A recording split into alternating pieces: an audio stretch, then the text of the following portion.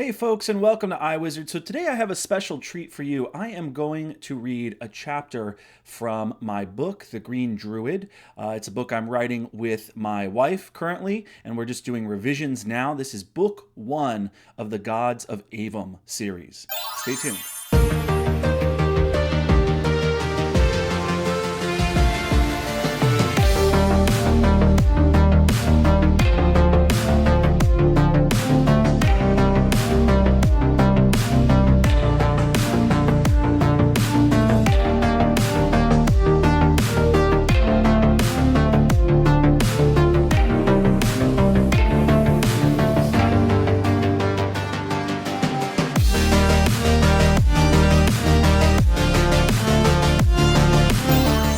All right, Jordan here. So a little bit of context.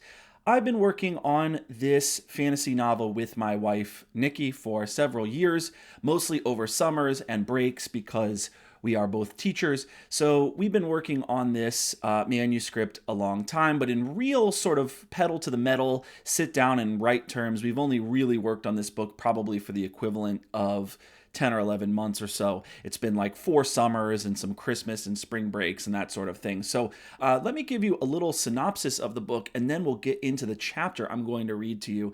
And please, in the comments, nothing would be more valuable to me than if you guys would tell me what you think of the overall synopsis and of the chapter that I read. So here we go with the synopsis. Reason, equality, justice. These are the tenets of the Nephelian Republic, the greatest civilization that Aevum has ever known, a civilization born of revolution. Overthrown were the old ways, the ways of paganism and sorcery. The Druids of old presided over an empire built upon chaos, inequality, and injustice. Theirs was a theocracy in which some could harness the powers of the gods while others could not. After the revolution, the Druids were exiled eastward, their very existence erased from history. Nearly 5 centuries later, the truth remains buried, forgotten by the citizens of Nephela. Yet the truth never stays buried forever. Someone always digs it up. When Soren Frey, a fisherman's son, and his best friend Cam stumble across an artifact they were never meant to see, they get their first glimpse of Nephela's dark history. This discovery sends the friends on a journey that threatens to upend everything they hold dear, throwing them headlong into a world of danger and conspiracy. But what happens when the truth is unbearable? Along the way, Soren and Cam learn secrets that strike at the very foundations of Aevum, trapping them in a world they may never be able to leave. In the wild east, where the last remnants of paganism and druid magic teeter on the brink of extinction, Danica Bear, a girl confined to a dark tower, learns the old ways. Her father, a powerful druid, dreams of toppling the New World Order and bringing religion back to the West. But to do this, he must unite the unruly eastern peoples, a disparate and ideologically fragmented smattering of kingdoms, villages, and tribes. As Dani comes into her own power, she will do anything she can to advance her father's cause and earn his respect, even if it means violating the very creed she holds sacred.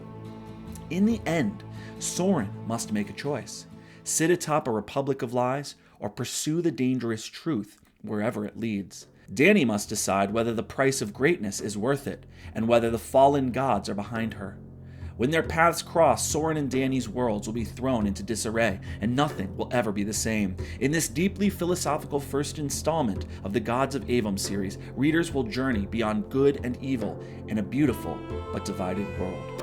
Okay, so that's just vaguely what the story is about. The story basically follows 2 main protagonists, and those 2 main characters eventually come together and the narrative unites. So the first protagonist is, as I said, a teenage boy from a kind of Ireland, Scotland style port town, a fishing village, and he and his friend discover something really troubling about the republic they inhabit and basically go on a journey to learn more about it. And what they learn, ultimately, as you can imagine, involves magic and druids and gods, and that journey proves to be more epic than they could have ever imagined. The Republic, by the way, is based on the values of Plato's Republic, with touches of the French Revolution and the Soviet Union. So it's kind of meant to be dystopian, but I won't tell you any more about that.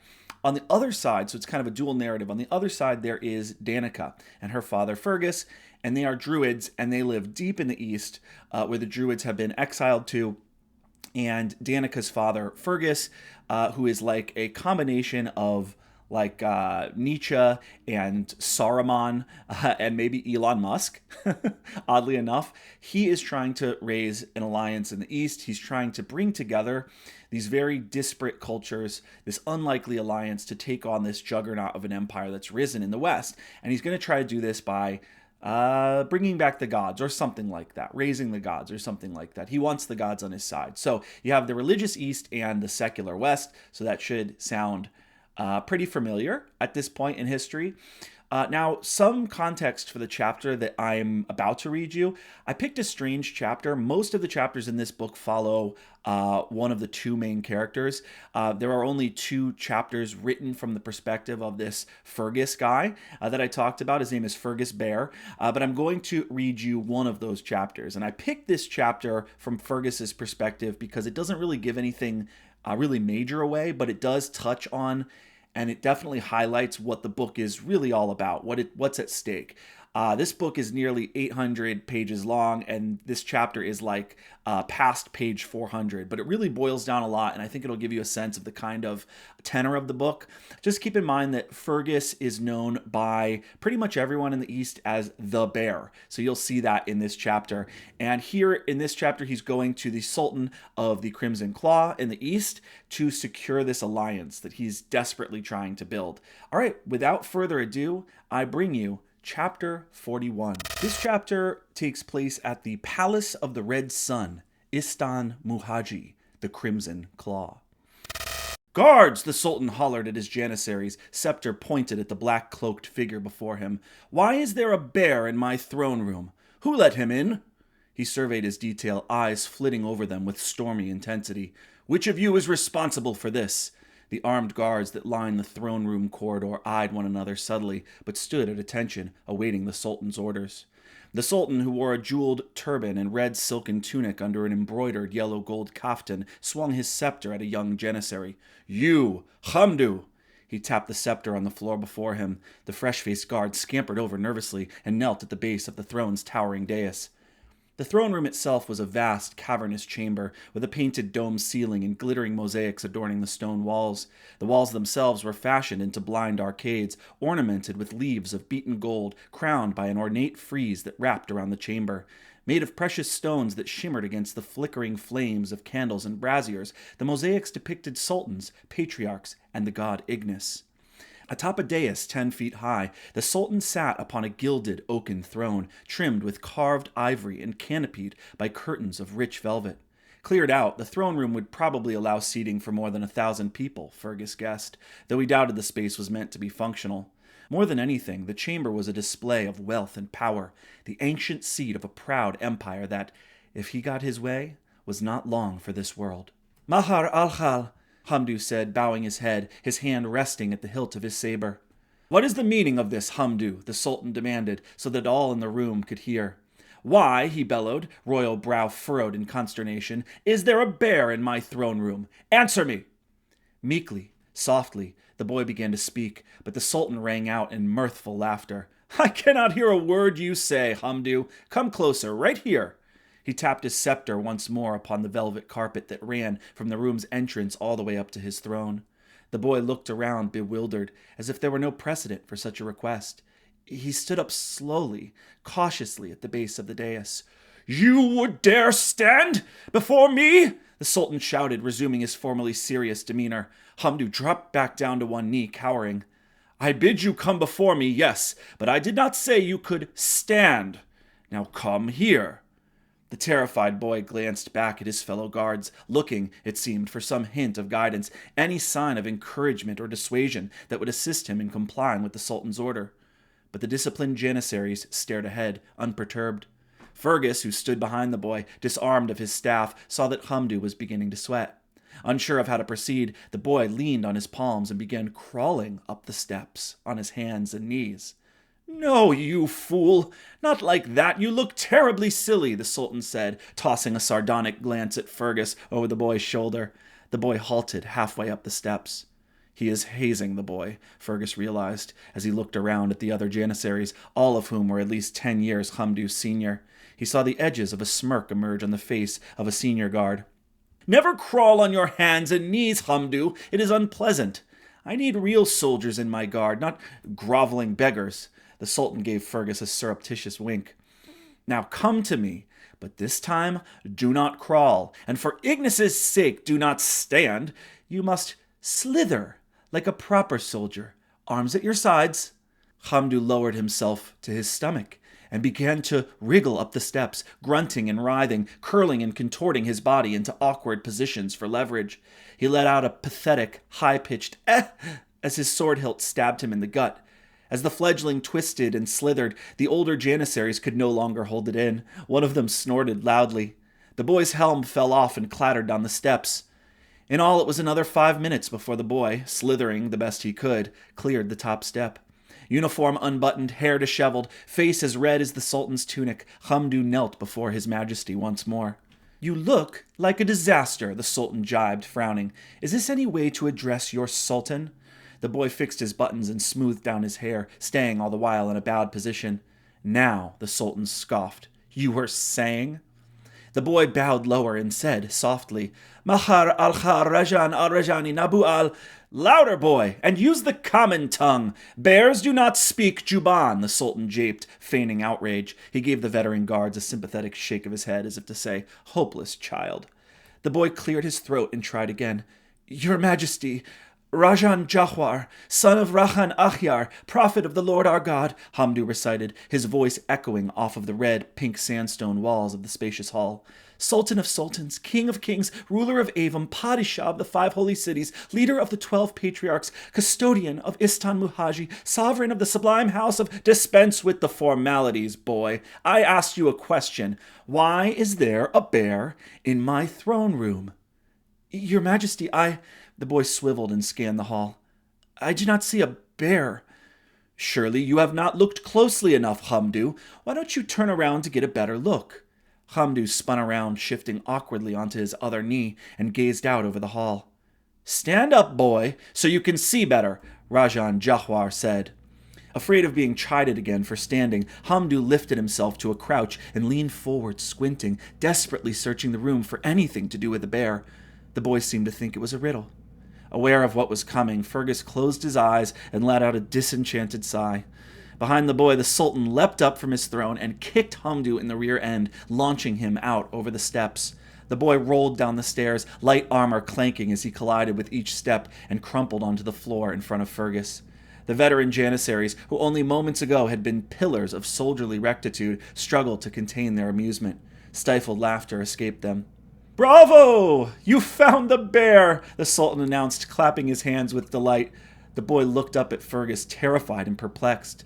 So clumsy, this one, the Sultan Jahwar said, as he descended the dais to greet Fergus. How he thinks he will be able to defend my life is beyond me. Mortified, Hamdu picked himself up. Your Majesty, the boy said, bowing his head, kneeling once more before the Sultan. I have dishonored your court. I have brought shame to my Sultan and to my father's name. I beg permission to end my life. Ummah have mercy on you, Hamdu. How selfish can you be? Your life and service belong to me. Your father died protecting my life, and you propose to die for your pride? Nonsense. You fear your own shame, whereas you should be fearing for my safety. Go clean yourself up. The boy collected his helm and scampered away. Fergus, my friend, Jahwar said, clasping the Druid's left arm, the standard greeting throughout the claw. Reluctant to draw the wrath of his guard by returning the gesture, it was forbidden to place a hand on a sultan, Fergus merely bowed his head in respect. I am sorry you had to witness that spectacle, the Sultan continued. Hamdu is a good boy. I took him on as a favor to his late father, who served me loyally.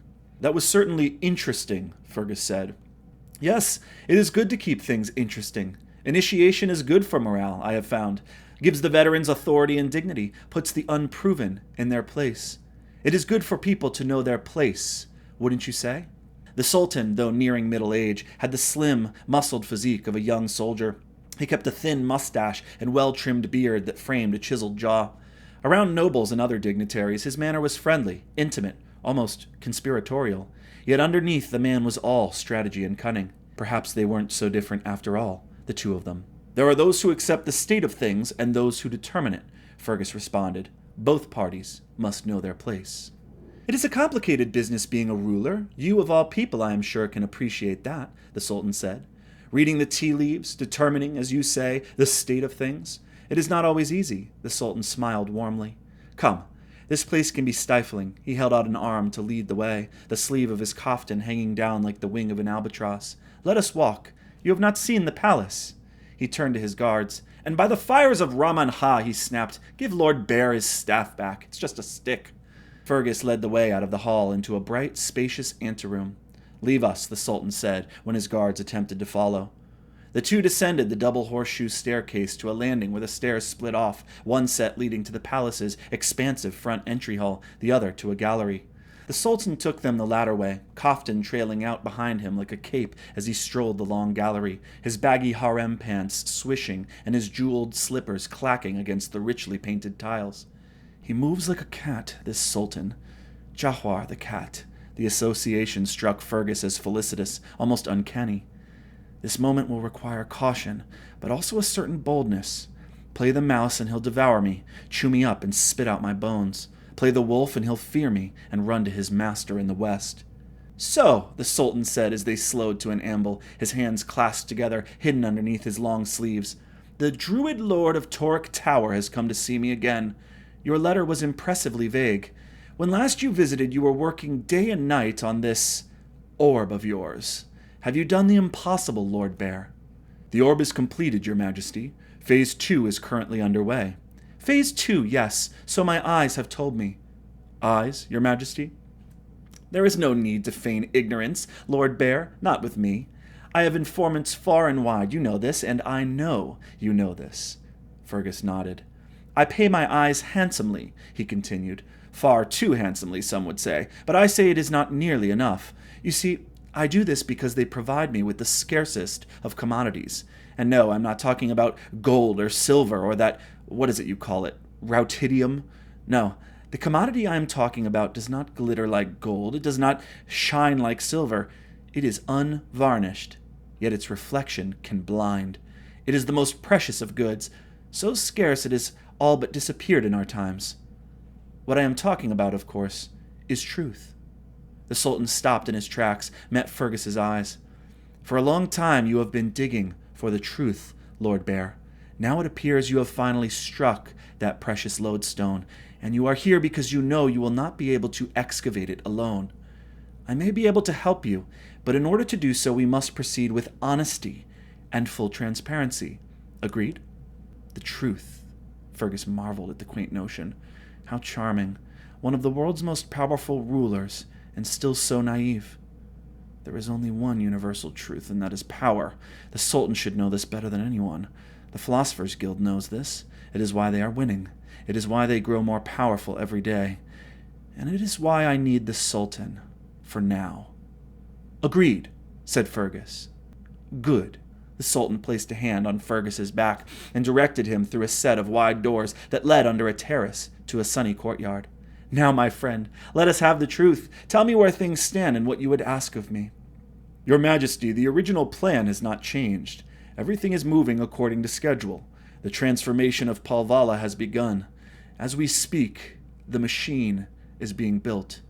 Rautidium is being installed throughout the land. Men young and old from villages far and wide have answered my call. Thousands have enlisted. They are committed to the work that needs to be done. My message has resonated with them. And you are here to ask for more money?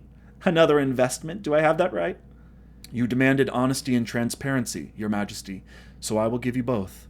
Not only am I here to ask for more money, but I need your support as well. You have my support, Lord Bear. The Sultan paused and studied the Druid. Ah, I see. He put a finger to his lips. You mean my political support? In a manner of speaking, yes. Lord Bear, you know I cannot do that. I have given you financing. I have granted you unprecedented access to my land and my slaves. I have even welcomed you graciously to my court. But this is a bridge too far. It's just not possible. I must stay a silent partner. Must you? Because it is clear to me that your allyship with the Republic, which is held together entirely by mutual necessity, is more precarious than ever. They stopped at an extravagant fountain at the center of the courtyard. The structure consisted of a series of rising concentric pools, with the triumphant statue of the Sultan's father, Rajan Akhyar, at its apex. Each pool featured an array of golden snakes that sprayed water to the next level of the fountain, the noise of the turbulent jets providing just the right amount of cover for their conversation. If the Sultan has eyes north of Routsguard, surely he will have them in his own court. Your Majesty, it is wise to continue trading with Nefela, for the time being, but it is unwise to be so completely dependent upon them. The Republic is an expansionist juggernaut, a leviathan. They may have been your ally in the past, they may even be your ally now, but you must know, one day, and one day soon, the Philosopher's Guild will turn on you. The Guild will do no such thing, Jawar countered. How would that benefit them? Have you forgotten that not so long ago I was a member of the Philosopher's Guild?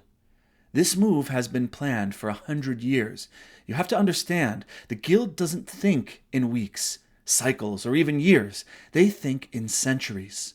Imperial conquest is what guides the Republic's every move. It is their reason for being. Don't believe me? Look to history. Matur and Buba, Pinga and Nafij, Graskren, Sirdai Kalath, Isker Naot, Malamala, Bano. These were holy empires, Your Majesty. Strong, allied territories all. One after another, like toppling shelves, they fell. The Claw is one of the world's great ports. It is a land rich in natural resources. The Republic will come for you. The only question is when. But the territories you mention, they are all part of the same landmass. The others were small island kingdoms, easily overwhelmed. Fergus, the Republic wanted control of the West. They have not moved against the East. They wouldn't dare. The Nephelian Republic has been slaughtering my people in the East for the past 600 years. It is true they have not bothered to colonize the East yet, but my sources tell me they intend to, within the decade. Of course, I cannot say with precision when it will happen, but they are already making moves, as you know. Moves? The Sultan said. Surely you are aware that the Republic has threatened severe trade sanctions with Heffenlow, sanctions that once enacted would alter the life of every citizen in that region. Heffenlow is scared to death. They have no choice but to comply, which has only emboldened the Philosopher's Guild. The Republic now effectively controls Heffenlow's trade. They have even taken sole command over the East-West Bridge, which, I don't have to tell you, is an unmitigated disaster. That bridge has been controlled jointly for 2 centuries. The Republic, Your Majesty, does not just abruptly invade sovereign realms. They make moves. They push where it's mush. Then they stop and wait. This is how it begins. That may be so, Lord Bear, but Heffenlow is close enough to Nefela that they might as well share a landmass. They are weak and easily assailable, as were the Holy Empires of old. My empire is fortified. It is separated by the Shadow Seas and guarded by Yinka, the great squid, and her daughter Aina. It is strengthened by the brave warriors of the Clanka jungle to the north and allied with Isildom to the south. The Clanka warriors would be crushed if it came to it, Fergus retorted. They wear loincloths and fight with spears. And Isildom? You may have made a pact with them, but the Isoldian people are individualists, loyal to no one. Remember, you did not sign a treaty with Isildom. You signed a treaty with Anarchia, land without ruler. Without rulers, without governments, there are no treaties. Mark my words, once Heffenlow falls, and fall they will, you will be next, and you will face the largest army that Aevum has ever known. With Heffenlow off the table, the Crimson Claw is the last remaining bulwark standing between the Republic and its total domination of Aevum. If the Claw falls, all of Aevum falls, and the world, whatever is left of it, will be subject to the whims of a handful of cretinous philosophers who despise Ignis and hate his siblings even more. They hate your religion, the Sultan countered, not mine. With respect, Your Majesty, that is where you're wrong. We may disagree on the details, but we share a faith, you and I. We must never forget that. It may be that the eternal flame is a religion of one god rather than 7, but we have that one god in common. Ignis is my god as much as he is yours. This tie binds our people together. Where the Republic has suppressed my gods, they have also suppressed your god. The Philosopher's Guild may be tolerating the eternal flame for now, but that is because you are still useful to them. Once Heffenlow goes, you will be deemed a heretical element. and your land will be cleansed. You might be able to put up an honorable fight, but ultimately you will not win." "There may be truth in what you say," the Sultan conceded, "in the long run. But the way I see it, we do not need to win. We only need to hold them off, defend our coasts. Ours is the most powerful naval force in the world." "I wouldn't count on that," Fergus said. "Besides, you do have to win. Even if you are able to hold them off, a feat that becomes increasingly unlikely once Hefenlo is incorporated into the Republic, you rely greatly on trade with Nefela. How will you keep your soldiers fed? How will you provide for your people? Like Hefenlo, you need Nefela more than they need you.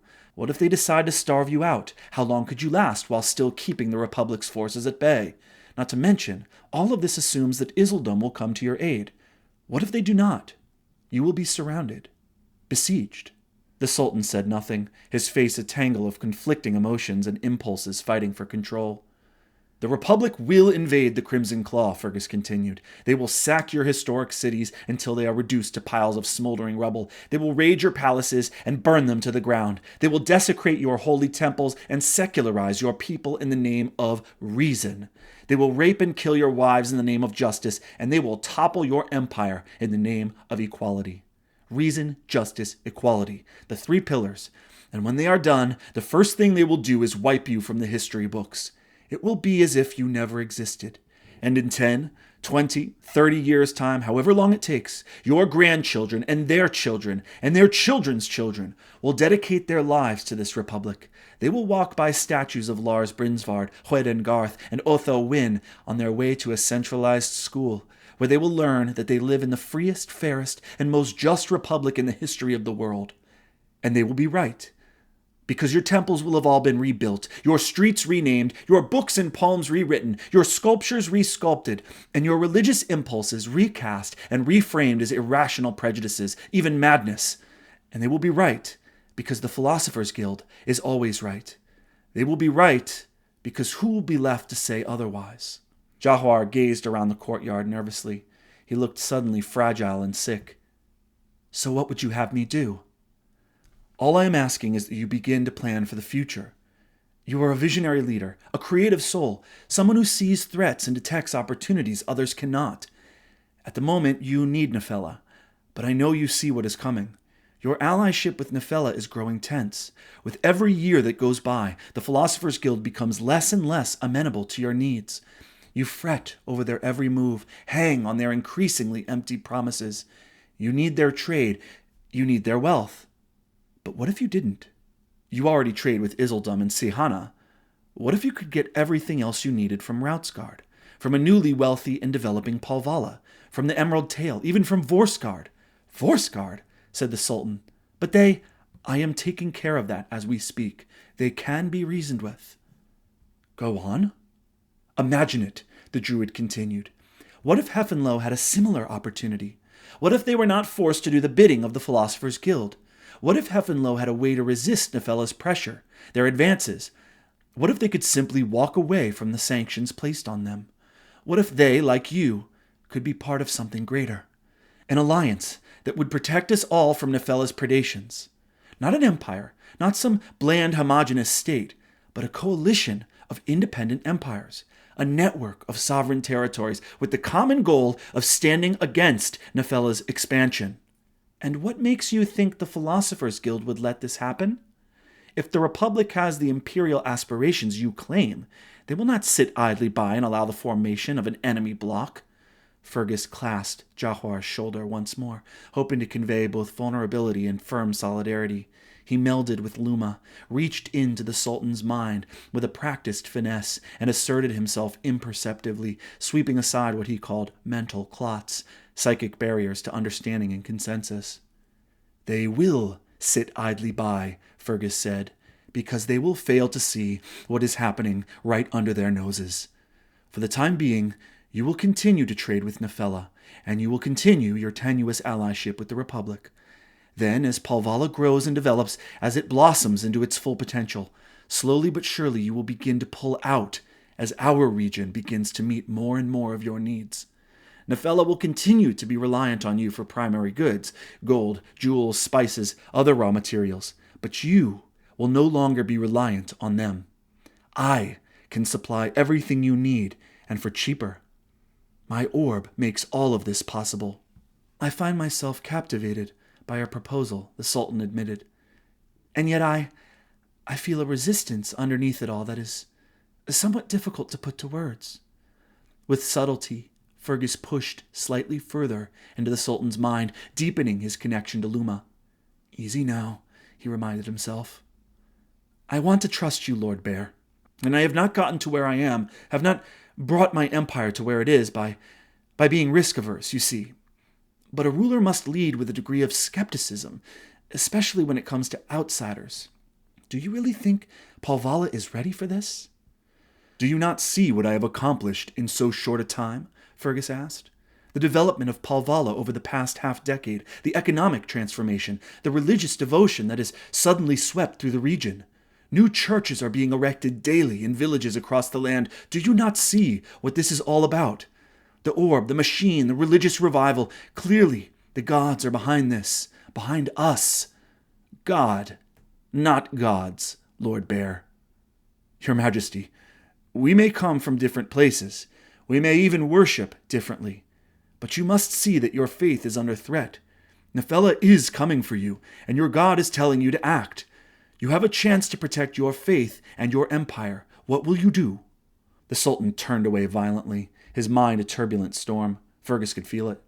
He paced back and forth, murmuring to himself. Spinning around suddenly, he met the Druid's eyes. "I cannot commit fully. Not yet," Jahwar said. "Not without knowing that the orb does what you say it will do." "I thought you might say that," Fergus said, the corners of his mouth quirking up to form a conspiratorial grin. "I came prepared." The Druid reached into his cloak, pulled out a small glassy sphere, and held it up to the light. Opalescent clouds and thin strands of colorful fluid churned and swirled like a storm within the tiny globe. The Sultan's eyes widened, transfixed. "Is that?"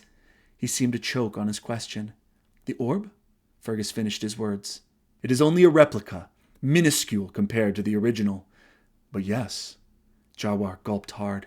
He looked around the courtyard again, held his hand to his neck, and made an exaggerated throat-cutting gesture. At this, numerous guards crept out from behind the portico columns. Several more appeared at the balcony ledges. They lowered their weapons and vacated the area, giving the two privacy. "Your Majesty, I give you the future." Fergus positioned the orb, which was no larger than a crabapple, into a groove at the head of his staff. Thin fingers of metal, made of the same rautidium as the staff, rose and spiraled around the glowing sphere. Evening was upon them now. The dipping suns, Loomis and Ignis, had painted the sky in rich hues of red, blended with shades of orange and pink, which spilled out over the warm firmament like some tribute to the god Ignis, whose portal was only a few days' travel from here. Countenance stony and alert, Fergus closed his eyes and waited.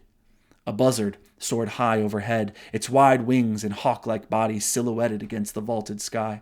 The Druid threw back his cloak and launched into a power stance, propelling the staff skyward, its smooth alloy gleaming faintly in the darkening light, the orb at its crown blazing like a rainbow torch.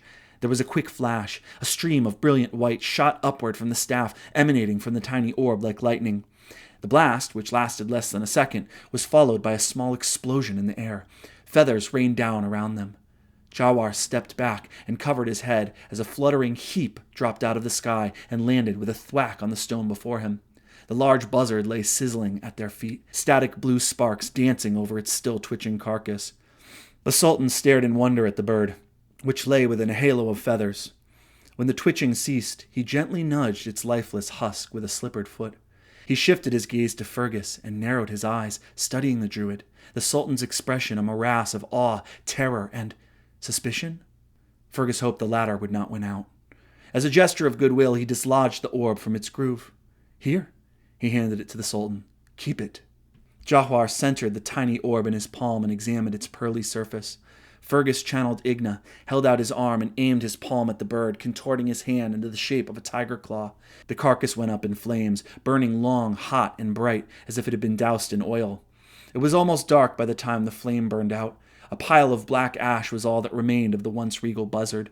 Fergus cocked his arm back against his hip. When he had first channeled Vepa in front of Danica, the girl said it looked as if he were shoving someone slowly off a cliff. This wasn't a bad comparison, he thought, as he drew on Vapa once more and pushed gently.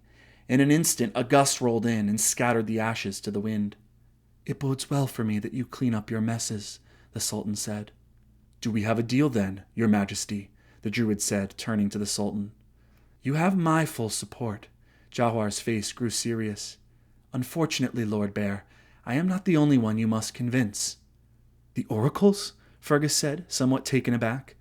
"This matter is too large," Jawar said, "too consequential for me to decide alone. Ignis must have the final say. We will make for the oracles at Raman-Ha on the morrow. There you will make your case to my god." Okay, so that's it. Thank you for listening to my chapter. I appreciate it. We are working hard to get this finished. It may mean that in the coming months, as we try to prioritize our book, that the content dwindles a little bit. We're still going to try to make a video every week, but in some cases that may be hard. We're trying to put the bulk of our energy into finishing this book. So, stay tuned. If you liked what you heard, let me know in the comments. If you didn't like what you heard, also let me know in the comments. Any feedback would be appreciated. And thanks for tuning in.